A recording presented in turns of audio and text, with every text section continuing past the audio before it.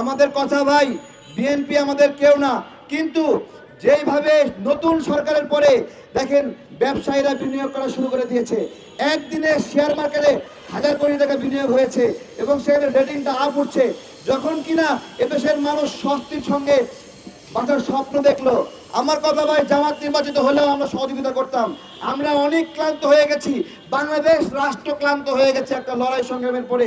সেই লড়াইয়ের পরে এই মাস্তানরা এলাকায় এলাকায় চান্দাবাজি করেছে, ধান্দাবাজি করেছে, গিয়ে আসিফ মাহমুদ ধরা খেয়েছে, খায়নি?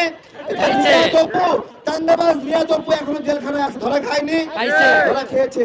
যেই গণ অভ্যুত্থানের পরে বাংলাদেশের মানুষ শান্তি চেয়েছিল, সেই গণ অভ্যুত্থানের পরে এখানে গাজী কোম্পানি জ্বালিয়ে দেওয়া হলো, বেক্সিমকো জ্বালিয়ে দেওয়া হলো, নাসা গ্রুপের মালিককে এখনো গ্রেপ্তার করে রাখা হয়েছে।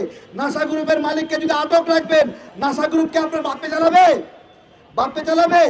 গাজী গ্রুপের মালিককে জ্বালায় দিয়ে আটকে রাখছে, গাজী গ্রুপ হাজার হাজার মানুষের কাজ দিয়েছে, আপনি বাপে চালাবে?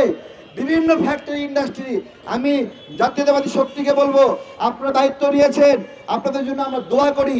যত ব্যবসায়ী আছে বড় বড়, হাজার হাজার লোকের কর্মসংস্থান করছে, ছোটখাটো ভুল ভ্রান্তি বাদ দিয়ে ওই সকল ব্যবসায়ীকে আপনারা মুক্তির ব্যবস্থা করবেন।